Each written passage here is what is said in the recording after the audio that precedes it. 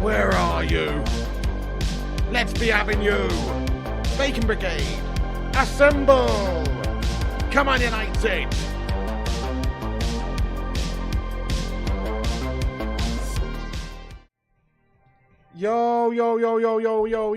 Yo, people, what's going on, everybody? It's the Flying Piggy on Flying Pig United with another cheeky little stream for you lads and lasses out there. What's going on? It's the afternoon. We're here to cover the latest news in regards to Manchester United and the team news that Erik Ten Hag has administered today in regards to the game tomorrow in the Europa League against Sevilla, guys. What is going on, everyone? Thank you for getting aboard the Bacon Express this afternoon and for liking the video. We've already got 26 likes on the stream.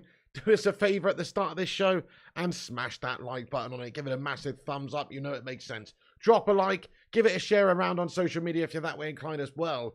And get yourself subscribing, of course. If you're new to the show, new to the channel, get yourself subscribed. That way you'll be able to get in the chat.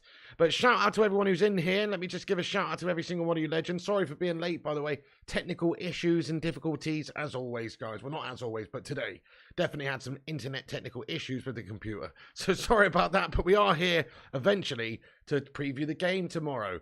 What's going on? Eddie's Football Waffle, Jerome Pascal, Dublin Games, Primot, James Smith, Aaron, getting in here, lad. Liam, MUFC fans, Mr. Primot, lad. Liam, Mark Nurse, what's going on? V2+10, how are you doing? Wessex Mercia and Wizzy Sam and Haifa Venerian and the Hoop Man and Richard, John Adair, Howard Garrix, Twilumba Theory, Sirius Lee, Old Dirty Benjo, thank you for getting your highlighted member comment in here, bud. And being a member for 29 months, let's be having you. Thank you very much to Old Dirty Benjo there, what a lad. Get in there. Let's get a hashtag 29 in the chat. That's a long time there, Old Dirty Benjo. You've been supporting this channel, mate. Just want to say thank you very much indeed from the bottom of my loins for supporting this channel for 29 months, dude. Get in there, my son. He says, just dropping by. Thank you for dropping in here there, Old Dirty Benjo. Great to see you, lad. Hope you are doing well. Thanks for that. Let's get a 29 in there. Thank you, Old Dirty Benjo. You're a top lad. Darb, good afternoon. Hunar, John Adair, Dublin Games, Twitch Zero, and everybody else as well. Thank you very much for joining the stream and getting in here for the show. I'm actually melting today, guys. I feel pretty awful again today. Had a terrible night's sleep and feel sick. But there you go. I'm here anyway. We're going to just soldier on as you do. So welcome in here. But yes, might be a bit low energy compared to normal. But thanks for joining. Right, let's talk about it then. So Manchester United versus Sevilla tomorrow. We've got some changes. Of course, there is going to be no Marcus Rashford in the team. Rashford is injured, guys. This has been confirmed by big Erik Ten Hag today, guys. We knew that was the case anyway after pulling up at the last game with a groin issue. And there's an update that he has distributed today, which is in regards to Rashford's injury. And this is what he's got to say for himself, basically. He said, we have many more players across the squad who can score. But he said, you know, in regards to Rashford, the situation was basically that he's optimistic and he started straight on his recovery and his rehab and that we hope to get him back soon. He said, of course, it's a setback, but he's optimistic. He's not totally broken because he knows he will return quickly. So, you know, hopefully it's not going to be that long that Marcus Rashford is out the team. He was asked about it, obviously, at the presser today, the media briefing, and in regards to the amount of time, the sort of length that we can expect Marcus Rashford to be out of the team for, Ten Hag responded with a few games. So hopefully it is just literally a few games that he's out. He said it's a few games. He says I can't give any more details because we have to see how the injury develops. So, you know, that's really the latest on Marcus Rashford. I guess it could have been a lot worse. We thought that that would probably be the case. There was a lot of speculation going on about what sort of injury he had sustained and how severe it was. And there was some talk about it could just be a couple of weeks, which is hopefully what it's going to be. Or it could even be up to 6 weeks, which hopefully we you know, hopefully it's not. But certainly at the moment, it looks like it's only going to be a few games that will without Marcus Rashford. So he should be fit and ready to come back into the side for the sort of run-in for the rest of the season. Get in there, my son. So hopefully, you know, we see Marcus Rashford fit back, scoring goals for us. very soon, because he is a big loss for us just on this game against Sevilla. You know, we're taking our most potent firepower out of the team for this game. It's not a good timing at all, really. This is a huge game in the Europa League, and we're getting through to the meaty part of the competition now, and we want your best players fit. And unfortunately, Rashford is not fit and available.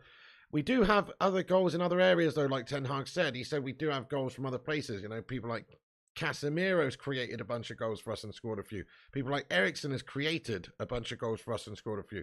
Martial has scored a few for us, you know, and he's going to be coming back into the side. So Ten Hag has given us a bit of team news information in regards to some of the players that could be playing tomorrow. And just talking about Tony Martial, you know, he has said that there's options in the team. He said, I think he's ready to start the game in regards to Tony Martial. He said, I think already against Everton, he was ready to start the game. But I have to say that the front line against Brentford and Everton worked really well. We were continuing to threat, and it was difficult for the opponent to defend. The advantage was also that we could bring Anthony Martial slowly back into the team, give him some minutes, and get him used to the games at the highest level and the highest intensity. So, you know, that's basically who we're going to be playing with tomorrow, I think, in the side, guys. Rashford, what happened to Rashford, says Waves? He pulled up in the last game, mate, with a groin issue just with 10 minutes to go, didn't he? That was the problem with Rashford. Obviously, he had that injury in the last game. That's why he's not playing. Yeah, it's absolutely gash Hunar that Rashford's injured. It is really, really bad. But Tony Martial hopefully will come back into the team and score some goals. Let's face it, he's only made 17 appearances for Manchester United all season, 9 of which have been substitute appearances. He's registered 9 goals in that time, though, or 9 goal involvements, I should say. Only 4 goals in the league, but involvements, i.e. assists and goals. One of them was in the Europa League game against Ammonia Nicosia. So, you know, he's got some sort of record in this competition already this season. He went on to say that, you say I have defended him, but I just point to the stats, Ten Hag said. He said the stats are telling you that the moment he is on the pitch, the time he needs for a goal is short. He said, when he's in the team, I refer to games against Man City and Liverpool. We play our best football. We have the best results as a team. So, yeah, if you can say I defended him, I'm just pointing to the stats and see how he contributes to this team. So, you know, Ten Hag bigging up Tony Martial. He needs him in the team at the moment, needs him to be performing. Tony, let's face it, is an absolute hit or miss merchant. He's either going to turn up and have a fantastic game for you, or he's going to stink the gaff up with a gash-tastic performance. That's sort of where he's at. There's not really that much middle ground with Tony Martial. And also, he's an injury-prone melter, hence why he's only had a few games this season. But if we just analyse his stats for a second. So in the Premier League, for instance, he scored 4 goals and registered 2 assists, but he's only played 12 times all season. And the actual amount of time he's had on the pitch is only 538 minutes. In the Premier League, that is. So you think about that, 4 goals, 2 assists in 12 appearances, only 538 minutes, which amounts, 6 games or something. Those are pretty respectable stats. But, you know, he has been out of the team for a long time. He's not really the sort of guy that's you can rely on. And unfortunately, I think he is just a little bit gash-tastic. But we'll see. We need him to perform and do well, don't we? By the way, we just hit 40 likes on the stream, guys. Keep hitting the like button. If you haven't done so, drop a little thumbs up. You know it makes sense. Get your likes out. Also, give us a share around and hit the old subscribe button as well. Oh, dear. Yeah. Gash stats, guys. But hopefully he comes back into the team and does okay. Ten Hag's right in the sense that for the amount of minutes he's played, it's not that bad. And in terms of, how much we perform as a team, he does seem to perform reasonably well for us.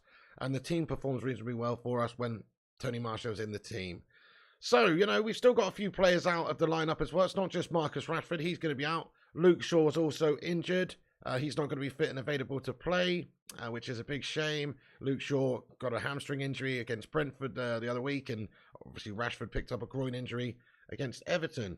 And those guys are not going to be fit and available. We've still got a couple more players who are out as well, such as Donny van der Beek, Tom Heaton, Alejandro Garnacho. But we do have a couple of big key men who will be coming back into the side, i.e. Casemiro. Can we just get a cheeky Brazil flag in there? I can't wait to see this guy back in the team, man. Casemiro is a huge miss for us recently. Obviously, he was suspended after being a brutal individual. But, he wasn't. He was a bit unlucky, but, he has been out of the side, and we have felt the loss of Casemiro in the team. He is probably our most important player. Yeah, you can say what you want about Rashford, but in terms of just, actual abilities with creating and also giving us a solid base and just being a midfield dynamo for us. Casemiro is somebody that we have lost and felt the loss of over the last few games, as is the same to be said for Christian Eriksen, who did make his return in the game last time out as well with a cheeky little cameo. So that's good. So we could have both of those guys back. I'm not so sure if they'll both be playing at the same time. I mean, Casemiro will be chomping at the bit to play because he hasn't played any football for a while and he's been fit. He's not been out injured or anything. So he's just been suspended. So I'm sure he'll be absolutely 100% ready, raring to go. So we've got to unleash Casemiro on the team. But Eriksen, not so sure if he'll start the game or whether he'll be introduced again slowly back into the team. I would imagine that he'll probably come off the bench. But let's just ask the live chat, guys. What's your midfield duo if you're picking the team to face Sevilla tomorrow? Which two players would you chuck in the midfield for the game? Let us know in the live chat. But me personally, I wouldn't actually bring Christian Eriksen on back too quickly. I wouldn't let him have 30 minutes or something in the game. But I don't think, I mean, we felt the loss of him for a long time now. I don't think that one more half a game or something is going to do that much to stop him. I mean, I don't know if he's ready 100% to be starting yet. We know Casemiro is, but we've got other options in the midfield, so we don't have to force Eriksen back to start the game like that, if you ask me. G-Wolf says Cassie and Sabitzer.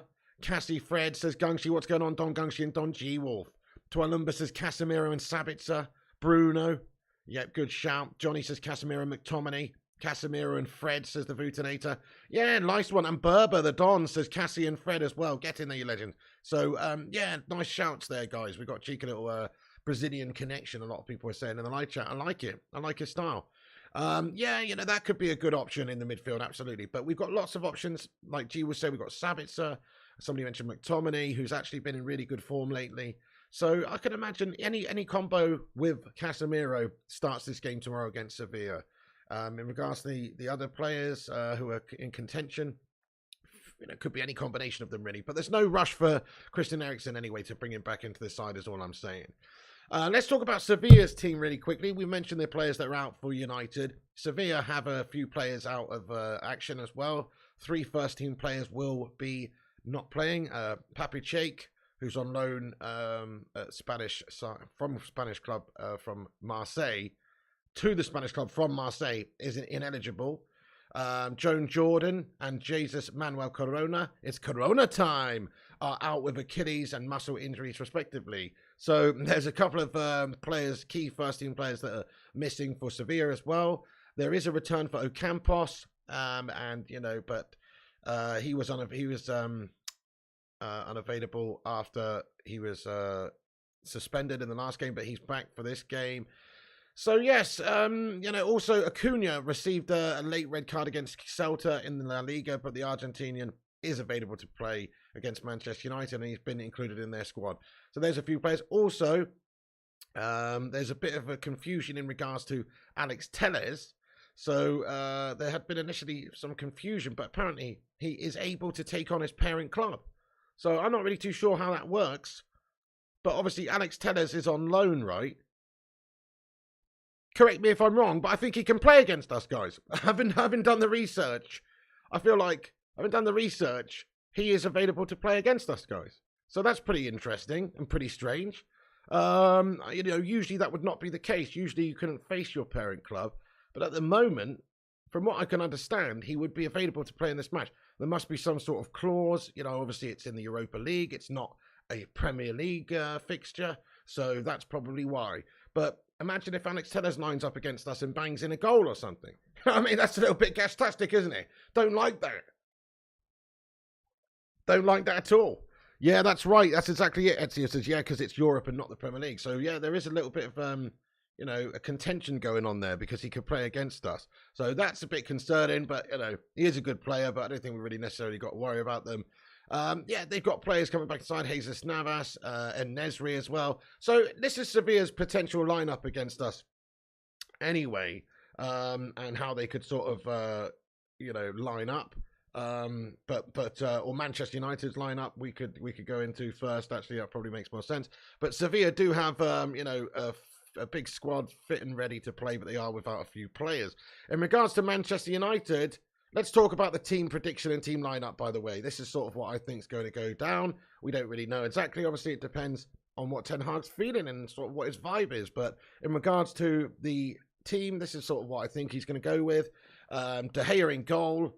De Gea did the presser alongside Erik Ten Hag earlier on, and they were talking about the amount of clean sheets he's had, that he's had like the most clean sheets or some of the most clean sheets in Europe, and people say he's a shit goalkeeper. Obviously not the case, is it? He's a bit of a baller. He's just not the best with his feet, but in terms of goalie, he's great, and his stats would back that up for this season again.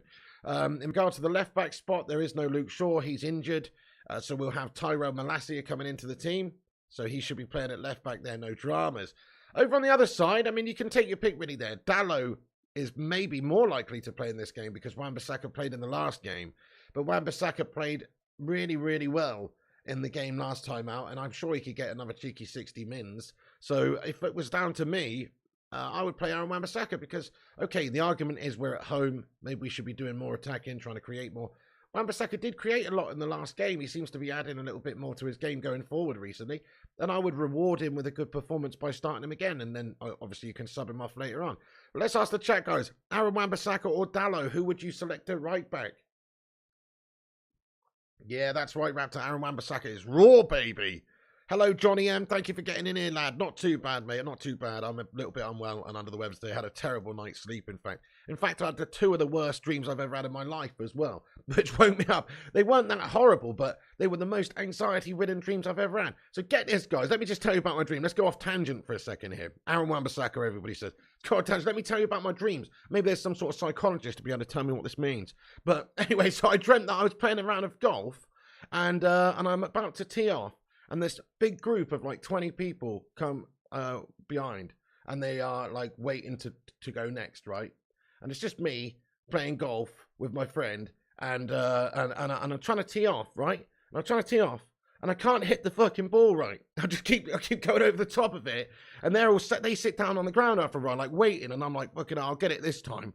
I'll get it this time, guys. You know what I mean? I'll get it this time, and I just can't fucking hit the ball, mate. I can't hit the ball. It keeps going over the top of it, and they're all getting all flustered, and I'm getting super anxiety and nervy. It was a horrible dream. It doesn't sound that bad, does it? But honestly, it was a horrible dream. I was just feeling super anxiety-ish in my dream. So, horrendous dream, that one, guys. Trying to hit a golf ball with a massive group of people behind you, and you can't hit it. In the end, I chucked it in my dream, and it went about 2 yards. You know what I mean? It was a horrible, horrible dream. It was the worst dream. And then after that, I woke up. So I woke up and went back to sleep. And then after that, I had another dream, another anxiety-ridden dream, that I was coming back from Spain, and I just got to the hotel. I just got to the airport in England, and I lost my passport. And I'm looking for my passport to try and get back into the country, and I can't find it. And then for like what seemed like about 5 hours in my dream, obviously it's probably only about 30 seconds in reality, but it seemed like about 5 hours, I'm just trying to look for this passport, which I've lost.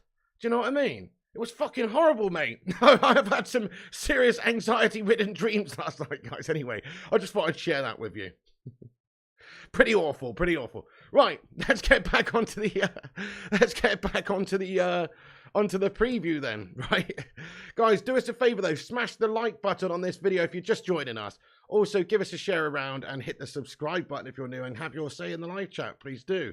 Yes, Fat Chinese Gaming, it is time for Tony Martial to shine, bud. Absolutely. Can he stay fit long enough to actually shine for us? We need him the next few games because Martial's out. Thank you, Beats Guy, for liking the video. I appreciate that, lad. I hope you're doing good, lad. I hope you're doing good. Yeah, maybe it's because we were playing golf the other night in the GTA streams. Twilumba says, thank you for sharing, pig. Fair enough, Chrissy J. That's interesting. Well, maybe. I don't know. It's bizarre anyway. They were really, really stressful dreams. They don't sound that bad, do they? Like, you could have worse dreams, like being chased by an axe murderer or something. But honestly, I woke up in a cold sweat. Like, in regards to those dreams, they were horrible. So, I'm not very well rested today, guys, and I'm just not feeling that great. So, anyway, just in case you're wondering why I look a bit pale, and also I am a bit low energy. That's because I've not had a very good night. So, okay. This is what Ten Hag, this is my team lineup, sorry. This is what Ten Hag I think is going to play. We've gone off on a tangent there. But Martinez and Varane, they've got to come back into the centre-back positions and do the business for us. That is our best pairing in the centre-back positions. In the press conference, Ten Hag was mentioning about Harry Maguire. Somebody asked him about Harry Maguire and said, is Harry Maguire in contention to start in this game? And Erik Ten Hag simply said he's in contention to start in every game because he does put in good performances and he always gives it his all and he gives you that passing and all the rest of it bullshit. But in all fairness, he was good in the last game. You know, credit where credit's due. When Maguire played last time out, it was actually pretty decent. I mean, I don't rate the guy. I'd probably rather stick out a breeze block at centre-back than him. You know, at least sometimes that's going to stop the ball. But Maguire was pretty good in the last game, actually. But he is a bit of an OG merchant, and he's just a little bit of a liability, and he changes the dynamic in how we play in the team as well because of his lack of pace and his big lummox sort of physicality. You know, he does change the way we have to go about things a little bit. So I don't think he's anywhere near the starting 11 tomorrow night. We've got to go with Martinez and Varane, if he's fit, obviously. If he's not fit, then I guess it will be Slabbington, Maguire coming in the team. But it's got to be Martinez and Varane as long as they're fit. And then in front of them, I just think he's going to go with Casemiro and McTominay. Now, there's a lot of combinations we could go with, as we mentioned a minute ago. We could quite easily have Sabitzer playing alongside Casemiro. I mean, Casemiro's first name on the team sheet. Let's just talk about that for a second. You know, he's been out. He's chomping at the bit. He'll be ready to go. He should be fully fit. He's been suspended. And he should have a point to prove after not playing any football for a good couple of weeks now. A good few weeks. So it's been a long time coming back for Casemiro. We've really missed him. So he will be first name on the team sheet, ready to unleash upon Sevilla tomorrow. And then alongside him, it's just a case of who does Ten Hag favour there? There's Sabitzer, there's McTominay, who's actually played really well. There's Fred, of course. We could go with Fred and choose that Brazilian combo that's so familiar to us and so familiar to Fred and Casemiro themselves, having played together for Brazil for a while and stuff like that. So there is that combination of players we could go for as well in the middle of the park. But I just got a feeling he's going to reward Scotty McTominay with his good performances lately, with a start alongside Casemiro. And then obviously you can always take him off a bit later on in the game. You never know. It might be Casemiro alongside Sabitzer. That would make sense. Or even Fred. That would also make sense. So suddenly, Casemiro coming back into the side has given us a wealth of options in that midfield. Literally a week ago with Cassie out and Eriksen out, we had no choice whatsoever in that midfield. Now Eriksen's back. I don't think Eriksen will start the game though. I think we'll just slowly introduce him back into the side. He played a few minutes in the last game, obviously, and I think we'll slowly introduce him. He'll probably play another cameo performance in the second half. I could be totally wrong. Maybe Ten Hag just goes, hey, let's unleash Casemiro and Eriksen, which is our best midfield duo, upon Sevilla and smash them up a good one. Maybe Eriksen's 100% ready to go, but I just feel like it makes sense to try and introduce him gradually. So that's why I've gone for Ten Hag selecting McTominay. Once again, get your picks in the midfield, guys, if you're just getting in here for who you think we should choose in the midfield, you know. So I would say that is probably quite likely. And to credit McTominay, you know my thoughts on McTominay. I think he's absolutely pure gash in terms of as a footballer for United and what he's done over the last 4 or 5 seasons. Pretty consistently bad, but he does have a physicality in his locker. He does have a bit of tenacity. You know, it's not enough to carry all the way. His technical ability is lacking a little bit, but he can get forward. He can cause problems. He can even score goals. In fact, if you look at his last 5 games, he scored 5 goals in his last 5 games for club and country. So he's not exactly doing terrible. You know, I'm not really bothered about what he does for Scotland, though. It's more about how he performs for Man United. But the last 2 games, I would say, Scott McTominay has put in some decent displays, some good performances for Manchester United. So maybe it's worth rewarding the lad for those performances and seeing if you can get another tune out of him tonight. So Casemiro and McTominay is the 2 I've gone for in midfield there. Yeah, Kate Cadet says McTominay would be a better attacking option than Weghorst. Well, you're just copying what I said the other day, aren't you, Kate Cadet? Literally. That's what I said the other day, mate. I said if we'd have had if we'd have had Scotty McTominay in the team instead of Weghorst just up there, he's probably going to provide you a lot of the pressing and physicality and stuff like that Weghorst would provide you. But he might even score the odd more goal because Weghorst said he scored 2. So you're just copying me, Kate Cadet, there, lad. Come up with something original, yeah? Just kidding, bro. Just kidding, bro. Great to see you. Great to see you. 0 Degrees. Thank you for the super chat here, my friend. Guys, can we get a hell yeah in the live chat there for 0 Degrees? I appreciate that. He says, Ten Hag is about to sell Maguire this summer. Do you think he will say anything that will mess up the transaction? No, not really, to be fair. I think that's pretty much nailed on. Nobody really thinks that Maguire's going to stay beyond the summer, I don't think. The question is, really, Is there going to be teams that are interested in taking him on for the amount of money that Man United want to get for him and that can pay his wages, because he's on like a couple £100,000 a week or 180k a week. He's on a heck of a lot of money, mate, for what he actually is, which is a big stone pillar of a man. You know, he's not precisely going to generate, you know, huge buzz, I don't think, from teams around the Premier League. There will be a few that would be interested in taking him. If Leicester stay up, maybe they would be interested in having him. You could see possibly, I could imagine a back four with a cheeky little combo of Tarkowski and Maguire over there at Everton for Deitch. You know, I could see a couple of different teams being interested in him, but they're going to have to stump up like 30 mil or something for the guy, or 25 mil at the very least. So it's whether or not they want to pay that money for Slabo. In all fairness, I think it probably does represent decent value for the right side, for the right team like an Everton or someone, because they're getting an international who's an England international who gets in Southgate's team every single time. And he's been captain in Manchester United the last couple of years. His age is, 28, 29. He's got that experience. He's got a bit of character about him in the sense that, well, he's had to sort of deal with a lot of adversity at Manchester United, him being gash mainly, but a heck of a lot of criticism. And he always gives it his all, to be fair. He might not have the biggest bollocks in the world in terms of being able to create and being able, or not create, but being able to put in good performances for us and being able to, you know, consistently perform. But he's got a little bit of something about him in regards to just staying power, you know, like grit and determination. So he could be a good leader for someone, for the right team, for the right low block gash garbaggio team. He can actually be pretty good. But for Manchester United, he's just never been a Manchester United player, I don't think. That's the problem with him. You hear Notts County may need a defender, says 0703. Well, there you go. I think there would be a host of teams interested in him, but can they afford him? He's on a big bit of money, isn't he? Hey, Ryan Martin, thank you for getting your highlighted member comment in here, bro, and thanks for being a member for 26 months, dude. Can we get a hashtag 26 in the live chat, please, for this legend? Let's be having you, my son. Thank you, Ryan Martin, bro. And we're only 2 likes away from 69 likes, guys. Keep hitting that thumbs up button. Let's get 100 likes on this stream immediately. Let's have a Bacon Brigade like spike. What's going on? Ryan Martin, thank you for your member comment and being a member 26 months. That is awesome. He says, hey, man, I do hope we keep Sabitzer. He's stepped up. Ryan Martin, thank you very much for your comment there, but I'll get into Sabitzer in a moment, actually. There's a little bit of information on that. Good shout, Ryan Martin. Thank you very much. I agree with you. I would definitely keep him also. I'll get into that in a moment after we've just finished the lineup here very quickly. But you're a legend, Ryan Martin. Thanks for being a member. 26 months, bro. That's a legit amount of time. In front of Cassie and McTominay, then, I'm going for a trident of penetration of Sancho, Fernandes, and Anthony.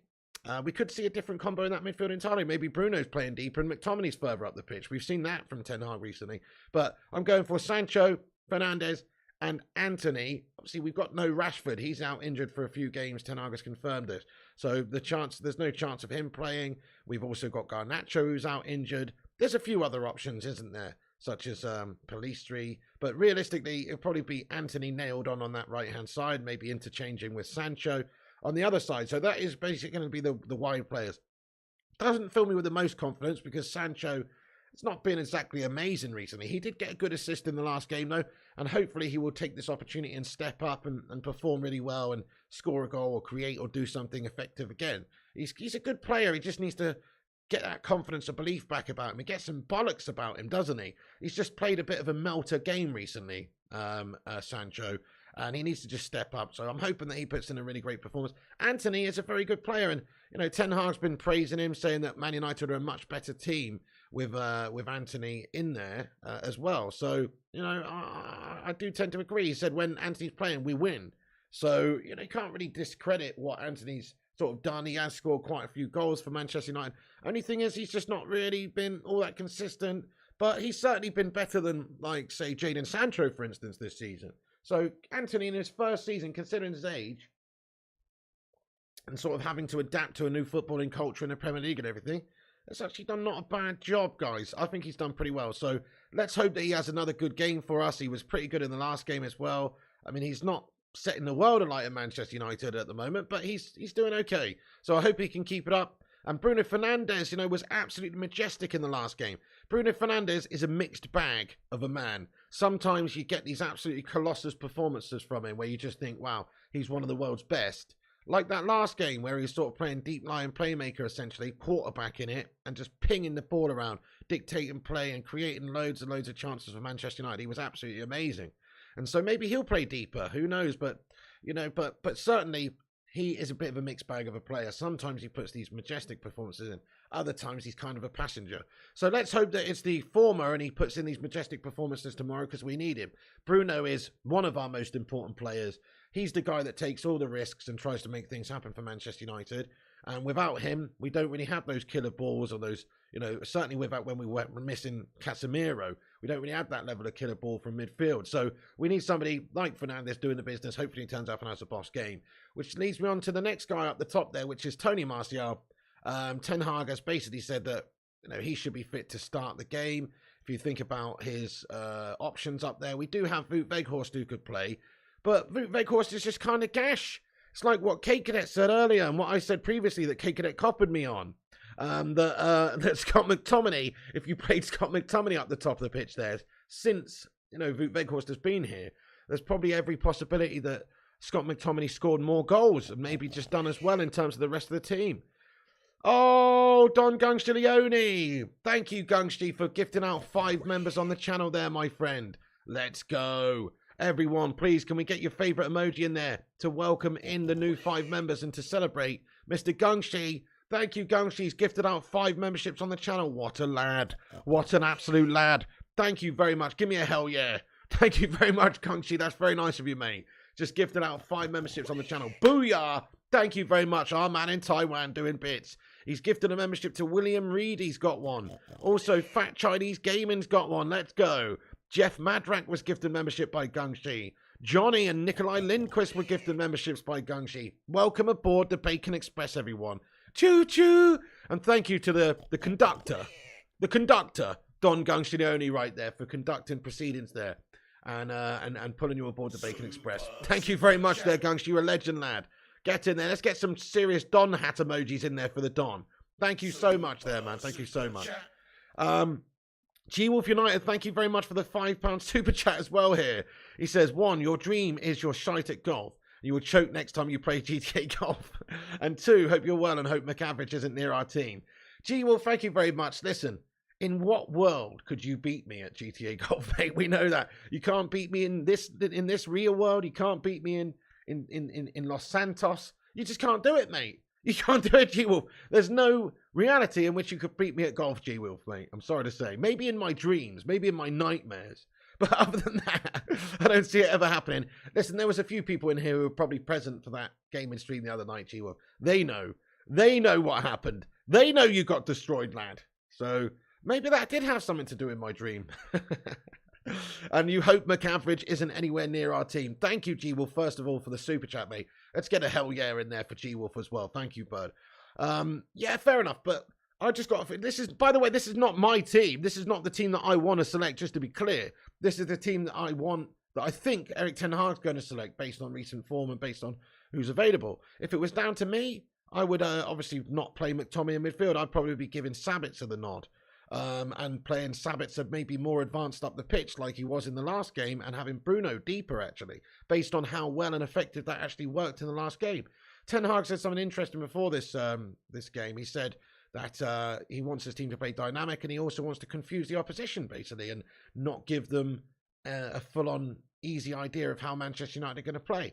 And if you look at what we've been doing in recent weeks, that's fair to say it's going to be hard to predict the midfield and how we're going to line up and who's going to play where. We could have McTominay playing in the hole and Bruno playing deep. We could have McTominay playing deep and Bruno in the hole. You could even have Bruno playing quarterback again alongside Cassie with Sabitzer further up the pitch. I thought Sabitzer did that job really, really well last time out of sort of playing more advanced up the pitch, of getting in the box, of getting a couple of shots off and doing some really decent things from playing there. So, you could see Sabitzer play there. If it was down to me, I'd probably play Casemiro, Bruno and Sabitzer.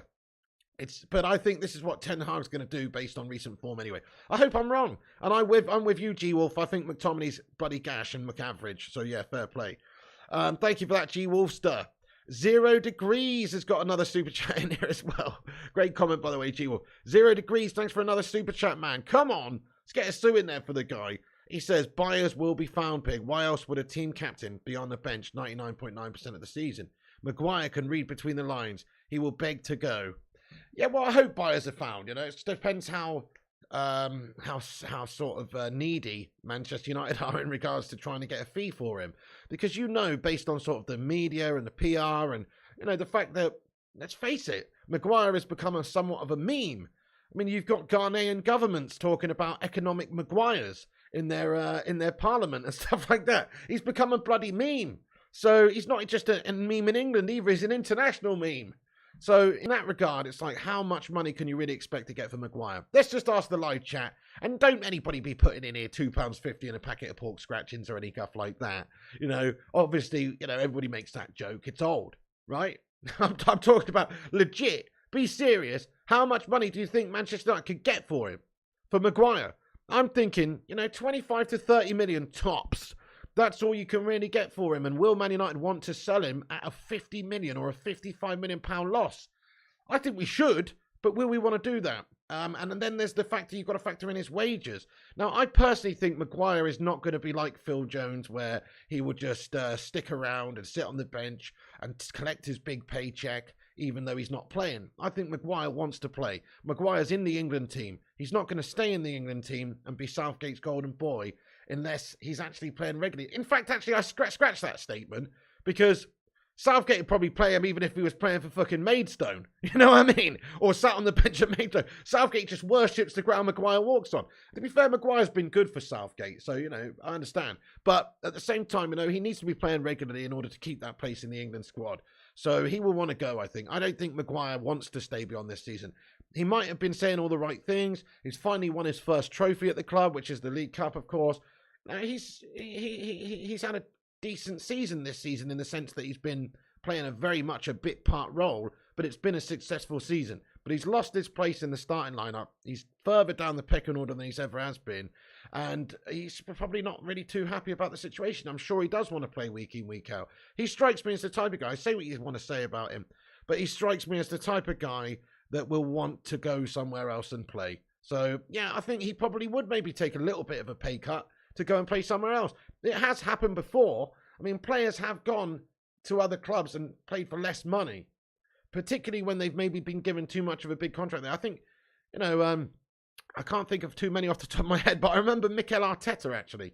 This is going back some time now. But Mikel Arteta, I remember when he was at Everton, he went from Everton and he played for Arsenal, and he actually took a little bit of a pay cut in order to do so. Like, it does happen. I think that Maguire would go somewhere else and take a bit of a pay cut. But is there anybody else out there who's going to pay him what Manchester United pay him? I doubt it. I doubt it. Chrissy says 40 to 50 million, I reckon. He's United captain and England regular, as English players always have a premium. Great comment, Chrissy. Great comment. He's homegrown. He's got that. He's an England international, like you say. Not many England internationals are changing hands for less than 30 or 40 or 50 million. G-Will thinks 35 to 40.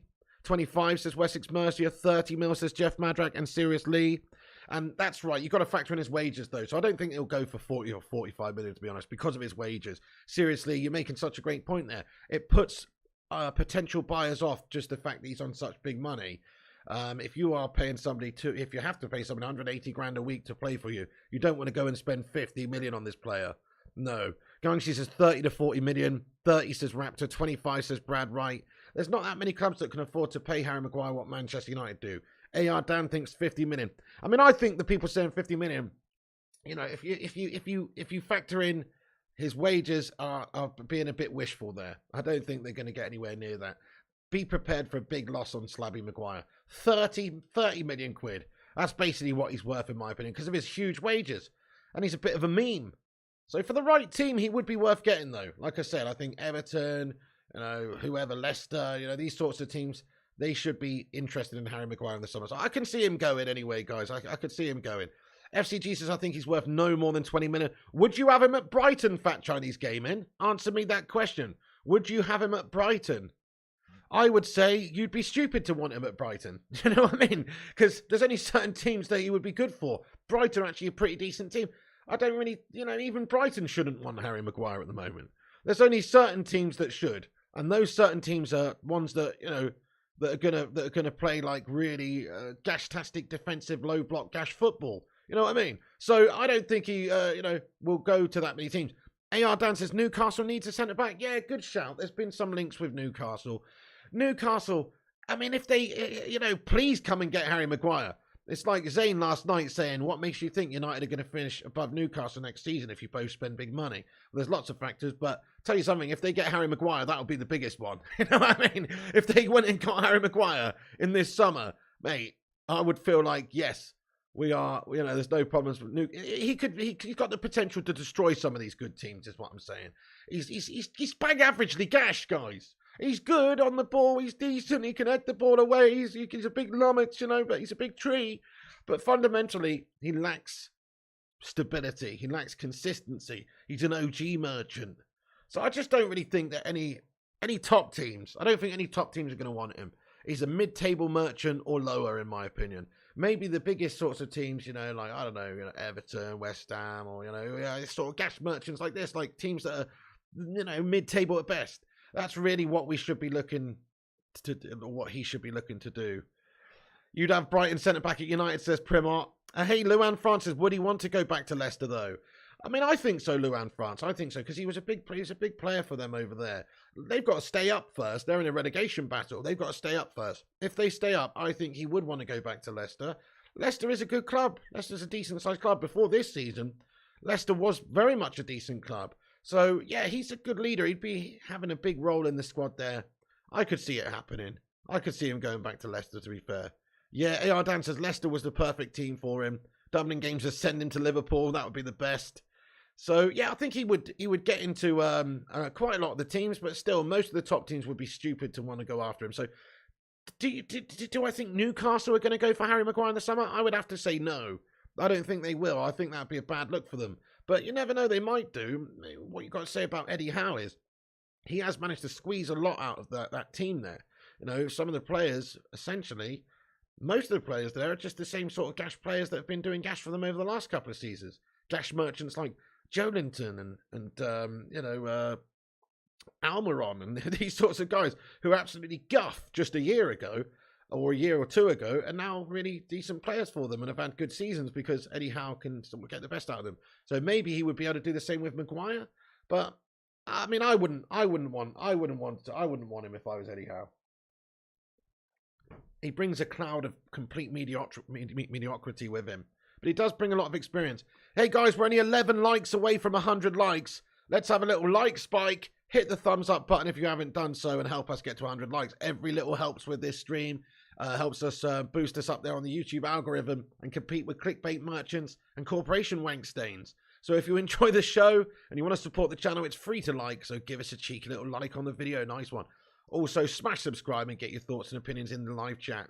We're going to stick around for a good bit longer and just dissect a few more things. Right, let's get back into the preview, actually, guys. We've got on a Maguire tangent. It's a popular topic of conversation, but I don't want to talk about that guy. Ten Hag talked about him in the presser before the game, today, and said that he's in contention to play every game. But in reality, he has slipped down the pecking order considerably. So, yeah, don't even want to talk about him. Ten Hag thinks we play best with Tony Marcio. He says the time Marcio needs for goal is less. When he's in the team, we play our best football. We have our best results as a team. I defend him because I point to the stats and see how he contributes. Fair play. Also, little bit on Sabitzer. So just going back to shout out the main man who has supported this channel for 26 months, Ryan Martin's point a minute ago. He said, hey man, I do hope we keep Sabitzer. So in regards to what Sabitzer's done at the club recently, he looks very good. I was impressed with his last game. Absolutely. And if you have a look at this statement that he said, he was speaking to Bild over in Germany. And this is what he said. He says, Sabitzer on his priority to stay at Man United. This has come out today. He's quoted as saying, of course, my thoughts are on Man United, especially with the trust I get from Erik Ten Hag. It's very positive. I found my place here. Now I know the Premier League, and I can say there's nothing better, he told Bild. So, those are the words. I mean, you can't ask for a better statement than that, really, from Marcel Sabitzer in regards to whether or not we think he's going to want to come to Man United next season. He obviously does. Now, they might want to keep him over there. Obviously, they've got a new manager, so they might want to keep him over there now. But I personally think that we can get the deal done. We might have to pay a little bit for him, but I think he's worth getting, guys. Smash a 1 in the chat if you think United should do everything we can in the summer to sign Marcel Sabitzer and bring him into the side. I think we've seen enough from him to say he's a very good, useful player.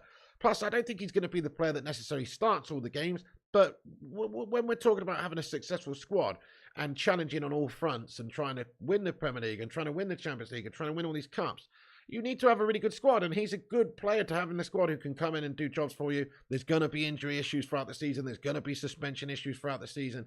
Like, we need players like this who are good quality players. So, yes, Sabitzer, though, saying all the right things there, guys, and singing the praises of the Premier League and Manchester United and singing the praises of Erik Ten Hag.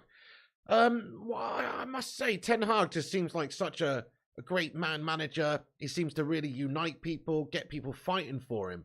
That's very important, you know. Say what you want about, I don't know, like a few of the managers in the past, like, spring to mind that get people fighting for them. You know, Jose, Sir Alex, or, you know, whoever. Some people just, like, get their soldiers fighting for them super hard. And I get that vibe about Erik Ten Hag, that he's the sort of guy that's just going to get everybody fighting for them. He gets everybody united. Unless your name's Cristiano Ronaldo, in which case you're a complete toss bag. You know, he wants players who are there to fight for you in the trenches. And once you're there, I think he does a good job managing everybody. So I do really like what Ten Hag's been able to achieve in this short time that we've had him here. Sabitzer should get a contract, says Scott Corden. Sabitzer's a plus, says Jeff. Yeah, Kate says Sabitzer should be a formality in the summer transfer window. Beats Guy says Sabitzer's miles better than McTominay and Freddie's an upgrade. Completely agree, 100% agree. He is much better than those guys. So yeah, like, you know, I would get rid of one of those players, probably McTominay in all fairness. Who would you sell in the summer and our midfield guys? But to me, even though McTominay's been good lately, yeah, he's proven 4 or 5 years of pure guff. So I would get rid of Scott McTominay. He's another mid-table merchant, if you ask me. He's a good player, but he's not a great player. And Man United should just be looking to incrementally upgrade all of these positions when we can. You know, I'm not against getting rid of anybody if we can go and get somebody better. So that's the idea there, really, is McTominay's good, but we want to start being great. And if you want to have a great team and win great trophies and be a great side and all that sort of stuff, you need to have a great squad. And I don't think he's all that good, is he? So, yeah, Sabitzer would be a good shout. What's ridiculous, Mark Nurse, lad? We haven't even seen the best version of Sabitzer yet. He's only had a bit of game time. So true there, Chrissy J. You're absolutely spot on. Oh, nice one, Dublin Games. We've got 100 likes on the stream. Thank you, everyone. Break out the red panties. Ryan says, sell McTominay, keep Fred as a squad player. I would say the same as well. Fred's shown more over the last few seasons, 100%, than Scott McTominay. Scott McTominay's only done it the last couple of games, and then there's a handful of games over the last couple of seasons you could say he's really performed. That Leeds game, that City game, and that's it. You know, he barely does it for us. So, yeah, I agree with you. I think he's pretty bang average. Kate says, I don't think he's miles better than Fred and McTominay, though. He's just a small upgrade on them. I don't know. I would say he's significantly better than both of those belts. You know, you think Fred, keep Fred while Casemiro is here. Maybe he can keep him in line, says Chris K. Jeff says, you need to have a decent squad players to win with all the injuries, as when forced to play 3 games in 7 days. Spot on as well. Vutinator says, McTominay, sell him for 25 million and keep Fred and Sabitzer. Yeah, love that. Exactly. We could generate some cash. We could basically buy Sabitzer probably for what we would get in terms of transfer fee for Scott McTominay. So I agree with you entirely. Sell him, says Dublin Games. Yep, Johnny says United have players still on the payroll that haven't played in ages. Time to rebuild the team this summer and load offload the freeloaders. Good shout, Johnny. So yeah, you think about all the players that we should get rid of this summer. There is about 6 or even more. No, there's probably, certainly Maguire could do with going. Phil Jones is just an absolute guff bag. There's a couple of players who are out on loan that we should probably part way with, i.e. Eric Bailly, Tellez, these sorts of guys. Then there's a couple of midfielders you could argue. Certainly McTominay's one of them. Some people may say Fred. I say keep Fred in the squad. You know, there's definitely a few. Even Tony Martial is one of those players that, you know, is suspect, that is just not really that reliable. Weghorst is another one that you've looked at his performances. He's pretty decent in some games of what he does for the team, but he's not a clinical goal scorer. If United want to be taken seriously next season, we need to buy a couple of beastly goal scorers, a couple of strikers. So it's probably not a place in the team for him. Not that he's a freeloader. I mean, he's given it his all while he's here. But certainly, there's about 5 or 6 players we need to move on in the summer just to try and improve our team to a significant degree. Mark Nurse says it's ridiculous to slate Ronaldo. The interview was a meltdown, but the club and the fans had no empathy for his losses, struggles for form this first season, 18 years, club legend still. Mark Nurse, I mean, I have to totally disagree with you, Mark Nurse. Fair enough. I think Ronaldo is deserving of a lot of the criticism. Look, nobody's making light of his personal loss or his tragedy that he had. Nobody's making light of that. And if the club wasn't empathetic enough to him, then that's not cool, is it? But that's just him saying that. He also said, I think there's probably a miscommunication there. I can't imagine Ten Hag being unempathetic towards Cristiano Ronaldo in regards to that. Ten Hag seems like a nice human being. I can't imagine him being like that, right? So I personally take that with a pinch of salt. I think Ronaldo was going through a lot of turmoil emotionally at that time. He even, in that interview, said to Piers Morgan Piers Morgan asked him about that Saudi offer, and he said something along the lines of, that's not for me, I want to be playing in the top tournaments, in the top teams and stuff like that. And then 2 weeks later, boom, he signs for Saudi Arabia. So I think you've just got to understand that Ronaldo left us out to dry a little bit there, man. Look, he's a big ego. He's a huge star. He was expecting to play every single week, and Ten Hag was making him do the dirty. He was making him do the dirty work and put in the yards and prove himself to the team, just like anybody else. Ronaldo wanted to be mollycoddled and wrapped up in cotton wool, so to speak, and be treated like the king, like the cock of the walk. That's what he wanted to be treated like. And unfortunately, he's getting older now, and he missed pre-season, and Ten Hag's making him prove himself to the team. He's making him work just as hard. He's going for other players, other options. He's focusing solely at the start of his Man United career, uniting the team. And unfortunately, Ronaldo did not show the mentality of being a team player during that period of time. He just didn't. He was leaving early. He kicked up a big fuss at the end of that Spurs game. He's left. And just the fact that he did that interview and he's spoken about certain youth players, certain players in the side not having the right attitudes, and he's talked about Ten Hag and how he doesn't get on with him, and you can't be saying stuff like that publicly. He's lost his marbles there, to be fair, if you ask me, Cristiano Ronaldo. We did the right thing getting rid, and the only thing that has been proven since Cristiano Ronaldo's gone is that Ten Hag was right to let him go, and the players that Cristiano was criticising all stepped up after Ronaldo left, and that the team united and done so much better without Ronaldo. That's the only thing that's really been proven. What you're saying about, his personal situation, nobody can prove the fact that Man United were not empathetic towards Ronaldo. If that was the case, it's despicable. But I don't understand where that comes from. There's got to be a communication chain breakdown or something going on there. I can't imagine Ten Hag's going, look, mate, you've had time to mourn now. Get yourself back in and train. I can't imagine that from coming out of Ten Hag's lips, So that's definitely, I personally don't think that's the case. I don't think that's the case. I think what Man United were trying to do is to have their player back when he was ready. We allowed him the pre-season off, remember, or a lot of the pre-season off. Is that the actions of a club that doesn't care? I don't think it is. So I don't know. I just think Ronaldo wanted out. I think he wasn't happy. He didn't like Ten Hag. He didn't like how Ten Hag does things and wanted him to sort of earn his place just like anybody else. And he wanted to be treated like a complete superstar. And he is a superstar, and he is amazing, but the team comes first, and he seemed to just think that he himself came first. That's what I think anyway, but fair enough. Ronaldo only gives a shit about himself, says the Hoop Man. Seriously says, sorry, but fuck Ronaldo. I mean, look, Ronaldo is definitely a club legend, but he's a club legend from his previous time at Manchester United, this previous 7 years. Not this recent time. I mean, he's good for United last season, but you can't leave in the way in which he did and expect to be, loved by everybody. I still think he's the greatest player of all time. At his peak, it doesn't get any better than Cristiano Ronaldo. And the last time he was here for us, allegedly won the Piggin Ballon d'Or while he was a Manchester United player. But the way in which he left this club, the way in which he did that interview with Arsenal scumbag Piers Morgan, and the things that he said is nothing short of an absolute disgrace. There you go. So, see you later on, Cristiano. We don't need you. We're a better team without him. Precisely, Burby says, our players stepped up when he left, but shriveled when he came. They're nothing to celebrate. Well, I don't know about that. I mean, the dynamic changed in the team. We were a better team before he was here. We're a better team after he's gone. I mean, the dynamic of Ronaldo changes a team. He wants all of the focal point in the team at the top there. Look at, Rashford, players like Rashford. Do you think Rashford's a bad player? Well, when he was playing with Cristiano, he was. The whole dynamic of the team changed. But look at Rashford now. He's absolutely unbelievable. So I just think we were better before Ronaldo. We're better after Ronaldo. Ronaldo's an insane player, but he's not the right fit for United at this stage. His ego is too much. And his skills have diminished a little bit. Of course they would. He's older. He can't do the pressing work and the running and all that sort of stuff to the same degree. He can still do it quite well, but quite well is different to a youthful, excellent player, isn't it? Ronaldo played in the Sunday League, says Adrian Morris. I mean, essentially, yeah. Essentially, he is playing in the Gas League now. Ronaldo want to do what he wanted. He's like, he like Ten Hag would not stand for that bullcrap, so he had to leave. Great that he left. Yeah, the team's done much better since he's left. I'm with you guys. Anyway, most of you guys. Some people just... Look, I get it. Mark Nurse is a huge lover of Cristiano Ronaldo. My brother is exactly the same. My brother thinks that Cristiano Ronaldo can do no wrong. He still thinks Cristiano Ronaldo should be at United now.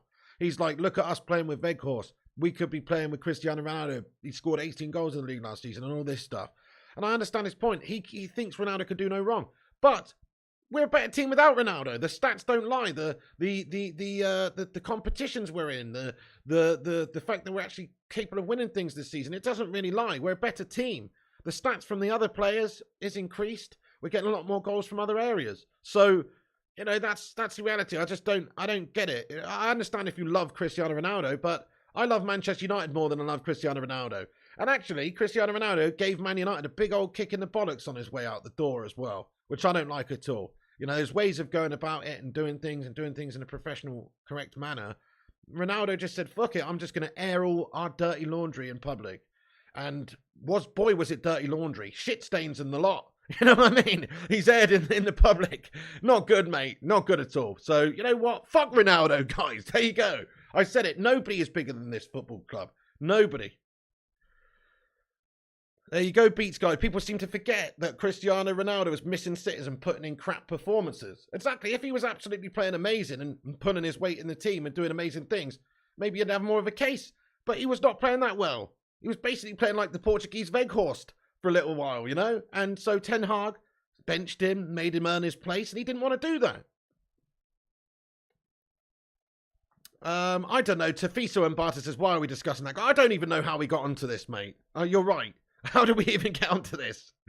Exclusive, what's going on, you legends? It's not the same situation, but I always wanted Aubameyang to come to Arsenal, and now I'm glad he's gone. We're better off without that attitude. United miles better without CR7. Spot on, it's exactly the same, and you're much better without Aubameyang, and we're much better without Cristiano Ronaldo, aren't we? Yeah. Yep. So Jeff says it appeared the CR thought that the offence should revolve around him. Yep. Which is nuts. He either couldn't or wouldn't run. CR tried to foist a mutiny on Erik Ten Hag, and then Ten Hag said, adios, senor, good on him. Completely agree with you, Jeff Madrak. Well said, well said. Hello there, Craw, what's going on? Kate Cadet says, once he did that interview, Ronnie had to go. It's as simple as that. Spot on, agree with you. You never undermine the manager and also your teammates, in all fairness. Like, you know, we've seen players kicked out the door at United for criticising teammates in a much lesser fashion than that, i.e. Roy Keane, you know, back in the day. You know, you've got to... There's a time and a place, and that is not the time or the place to do it. Anyway, sorry guys, let's get back onto this Sevilla preview. I've had a mare here, which got on from two big tangents about Maguire and Ronaldo, a couple of complete moot points, mate. What are we doing with ourselves? So anyway, there's the team lineup, guys. Prediction for the team lineup here. Let's talk about the form going into this game. So Manchester United, here is our Europa League form there, and our form in all competitions. So our form in all competitions looking a little bit better now. If you look at our Premier League form alone, so it was looking a bit poor. It's looking a bit better now with a couple of bounces, a couple of wins on the bounce. We won the last two, obviously, against Brentford and Everton. Before that, we did lose to Newcastle. We did draw with Southampton. We did lose to Liverpool, but we seem to have turned the corner now. So now Manchester United are in decent form. We're 8th in the form guide of the Premier League. If you're talking about Sevilla's form, they're absolutely shitting it up over there in La Liga, guys. They are 15th in the form guide. They're 13th in the table. They're having a stinker. They drew with Celta in the last game 2-2. They beat Cadiz 2-0. They lost to Getafe 2-0. They drew with Almeria. They've just recently changed managers and stuff. But look, they're not a good team at the moment, guys. Sevilla, historically in the past, very tough team, very good team. One of Spain's best, certainly. You know, talking about multiple winners of the Europa and stuff like that. They're a good team. But in regards to like where they're at right now, they're not a very good team, guys. Just going to put that out there. They've got work to do. And they're also missing a couple of key players. So I don't think it's really that big of an issue for Manchester United. Certainly not at home. At home, Old Trafford has been a fortress. You look at our form, our consistency at home. That's not been in question, really. Our consistency away from home is poor. But our consistency at Old Trafford is very, very good. And this game tonight, guys, is playing at Old Trafford. Or tomorrow, I should say, not tonight. So this game tomorrow is at Old Trafford, guys, and therefore I think we'll smash them up. Let's get your predictions in there then. I'm going for 3-0. I'm going for 3-0 to Manchester United. Get the job done, smash them up raw, attack, you know, and just put them away. That's what I'm thinking, because the away leg will be a tough one. But I'm going for 3-0 United versus Sevilla. What's everybody's prediction? Primot says 5-0, come on United. Yeah, based on form, based on the last sort of couple of games and the turnaround and having Casemiro back, we're going to smash them up. Deluna says 5-0 massacre. Mark Nurse says 4-0. Johnny says 2-0. Ulf says 1-1. Berber says 2-2. Seville always have our number. Yeah, but they're usually much better side, Berber. You know what I mean? They're usually a much better side. I mean, this Sevilla side is not a very good side, and we're at Old Trafford where we've been fantastic. So I think a draw is a bit pessimistic, to be fair. I mean, to be fair, you said we were going to draw against Everton, mate, who are also a shite side, and we blitzed past them 2-0. So I feel it's going to be similar to that game where we dominate them start to finish, because we're in a better place. We're a better team. Ten Hag's got this team actually, winning and playing well. 4-0 says Duncan, 2-0 says Ryan, 3-0 says Gungshi. Get in there, my son. 4-0 says John Poy, 4-1 says Jeff, 3-1 says Stephen, 2-0 says the Vutinator. End of the day, they call me Mystic Pig because I predict these things. We're not always right, but we usually are. No, I'm just kidding. But in all fairness, Man United drawing against Sevilla at home is not that realistic, because this is the first leg. This is the game that we've got to go and really stamp our mark on this tie. And our home form's been brilliant. Sevilla's form is gash. You know, look, stranger things have happened than Sevilla getting a result at Old Trafford. But if you weigh up all the different factors, Man United should be able to comfortably navigate this game and drub them up a good one, you know? Berber says we were very, very lucky versus Everton, making me sound like Jonathan Gallagher. How were we lucky against Everton, Berber Don? Love you, Berber Don, but how were we lucky against Everton? We fucking battered them, mate. If it wasn't for Pickford, it could have been 5-6-0. I mean, I don't know what game you were watching, bud, but there's nothing lucky about that whatsoever. We've absolutely bossed them from start to finish, my son. Howard Garrick says, anyway, change the topic. Enough of CR7. Already changed it, Howard. You're the one bringing it up again, mate. You know what I mean? 2-0 says DJ John. 2-1 says Scott. Yeah, well, look, we dominated them from start to finish against Everton, in my opinion. We probably will do the same against Sevilla. Maybe not to as big a degree, because Everton are a properly gash side. But if you look at where Sevilla are in the league, they're not a very good version of themselves at the moment either, you know? Kate Cadet says, I still envisage Sevilla as a really tough opponent. They always turn up against us, Joe. Yeah, well, that's fair enough. It is in your head, Kate Cadet, lad. It's in your head. You know, just like Everton are always a tough opponent, because they're, on average, they've got like the 5th place or 6th place finish since the Premier League began. But they're not at the moment, are they, bud? They're a shit team at the moment, bud, in a relegation fight. These things matter. Form means something. You can't go on previous results and previous ties and previous seasons. You got to go on what's happening right now. And Manchester United are a better team than Sevilla, and we will batter them, my friend. Come on, United! 3-0 drubbinations, mate. Martial brace. Bruno Fernandes tucking one in as well from a free kick. That's right. I've called it. It's 3-0 to United. We don't need pessimism around here, my friends. We're going to batter these melts. They are 13th in La Liga, man. Are we really saying at home at Old Trafford, where we've been so good, are we really saying we won't be able to best them? We're going to batter these melts, mate. They might give us a much tougher tie away from home. Look, man, we've bested Barcelona, who are top of La Liga this season. How many La Liga teams have we knocked out this season? A good few. Every single La Liga side we've come up against, we've battered this season. Why would 13th place Sevilla cause us any problems whatsoever? I don't get it. Why would 13th place Sevilla cause us any issues at all? We've dispatched off every single Spanish side we've met this season. This is an easy one. I mean, we don't want to take them for granted. We can't get past them, but I'm uber confident going into this game. Uber confident. Sabitzer to bang one in, says Massey. Shrek the Deck says 4-1 United. Get in there, Vutinator. Slabbing Maguire could cause issues to Superfat Bank. Well, hopefully he's nowhere near the starting 11, lad. 5 points of relegation places, only 8 league wins in 29. There you go, Scott. Man United, cock of the walk in Europa. Exactly, Gungshi, mate. United is the cock of the walk in Europa, bud. 100%. Sean Easton says, that is clipped. Clip it, Sean. Clip it, Sean. We're not, I honestly feel super confident going into the game. We can never predict these things 100%. You know, upsets happen. Strange things happen. But form-wise, both teams, confidence-wise, going in, you know, we're going to batter them. Berber says, our record versus Spanish teams is awful. Barca was an anomaly. No, it's not. Not this season, Berber. Previous seasons, yes. We're actually in the Europa League in the final stage of the quarterfinals right now because of all the Spanish teams we've beaten. I think how many Spanish sides have we knocked out this season, guys? Is it 3 or is it 4? So hang on. Who have we knocked out this season, guys? I've actually forgotten already. Because was it Celta Vigo was one? Yes, Barcelona. And there was another one as well. Who was the other one, guys? Oh, Real Betis, right? Real Betis, yeah? So, 4 says Dublin Games. 3 says G-Wolf. Okay, so if it's 3 or 4, whatever the case may be, this season, our form against Spanish teams is fucking brilliant. Yeah? You can't go on previous seasons, man. You know what I mean? Can't go on previous seasons. Ten Hag's here. This is a new team. This is a new vibe. This season, we smashed up Spanish vibe teams. We battered them. Yeah, okay. So there you go. Anyway, fair enough, though. But, everybody's got their opinions, and that's cool. But I don't think we have to worry about this particular Sevilla side, is all I'm saying at the moment. I think at home, we will... And you know what Ten Hag's going to say? You know what our tactics are going to be? This is a 2-leg tie. Manchester United have to make this first leg count, because away from home, it will be tricky. It will be a much trickier in their backyard. Of course it will. But so we have to make this count. So I think we'll be going out there with the mentality to score lots of goals and smash them up significantly, Betis, yeah, so there you go. So 3 teams we've basically knocked out. Oh, Sociedad was one, was it? Yeah, Sociedad. Yeah, there you go. Sociedad, Barca and Betis. Where the fuck did I get Celta Vigo from?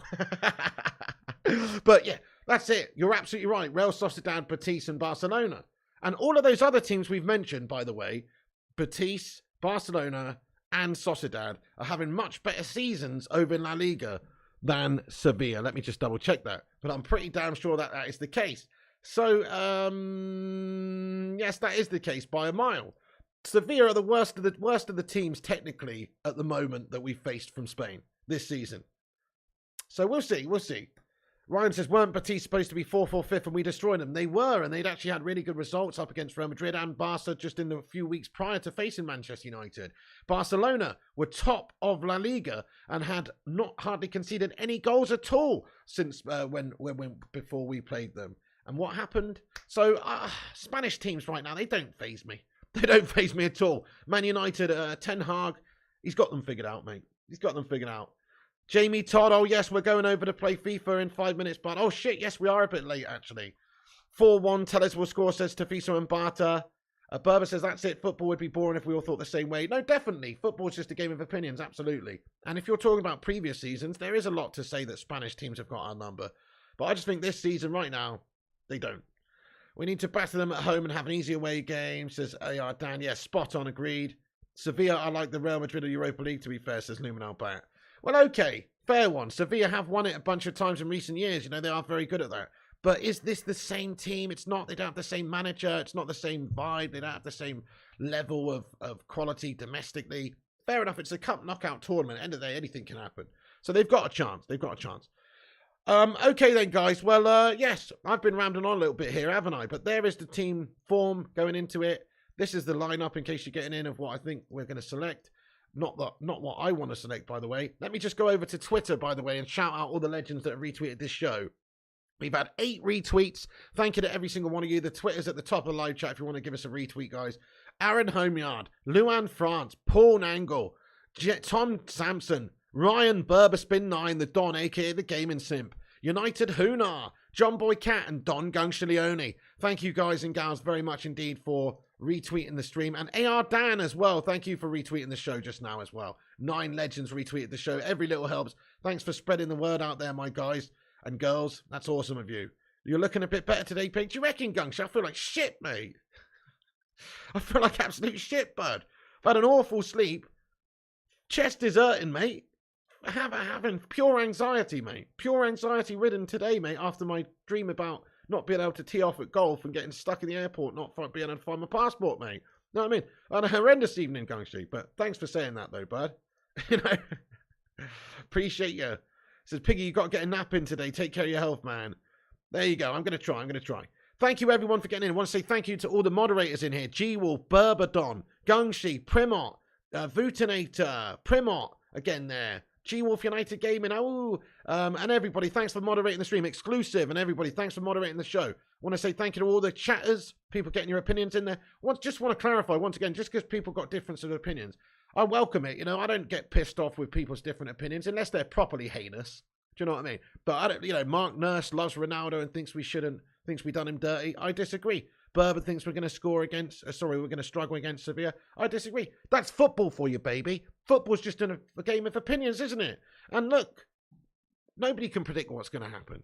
But we love you all and your opinions around it. That's what makes this community awesome, man.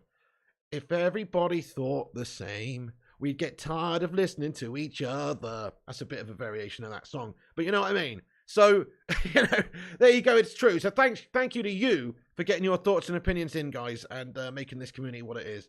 Thank you, everyone. Jeff Madrak, Ms528, AR Dan, Howard Garrix, Mark Nurse, Hoopman, Pete Morris, Chris K, Johnny M, Mr. Massey, Kate Cadet, as well, getting in there raw, and all the moderators, like I say. Thank you for watching. Guys, we're going to be doing a FIFA stream now. I am going to be on there late, to be fair.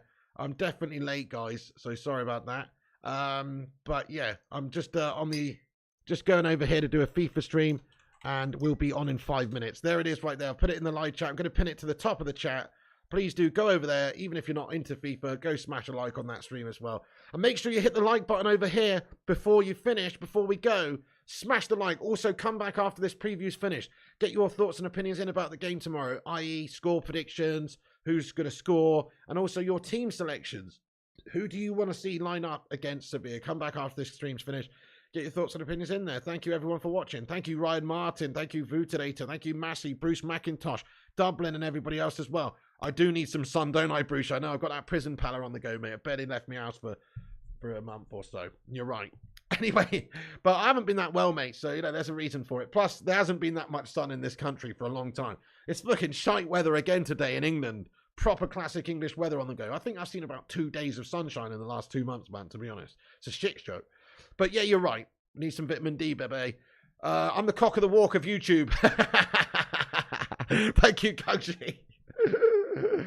Right, guys. You're a bunch of legends. See you over on FIFA in 5 minutes. See you over there, guys. And thanks once again for watching. Come back after, have your say. Follow us on Instagram, Facebook, Twitter, TikTok, and Twitch at Flying Pig United. Thank you, DJ John T, for retweeting you, legend. Get in there. Shout out to you, bro. Yep, go over there. Check out the FIFA stream, and I'll see you there. Follow us on Instagram and all those places at Flying Pig United, and the website, flyingpigunited.com. Much love to you, legends. Catch you very, very soon. Thank you for watching and getting involved with the stream. You're a bunch of legends. Guys, much love. God bless. And we'll catch you in a little bit on FIFA. And come on, United! Smash up these Spanish chorizo melts. Let's be having you. Where are you? Ten Hag's Barmy Army marching on to the Europa League final, baby. See you tomorrow for the game as well. And also, we'll be doing a watch-along tonight for the shithouse Chelsea game versus Real Madrid. So watch out for that, guys, about 15 minutes before kickoff.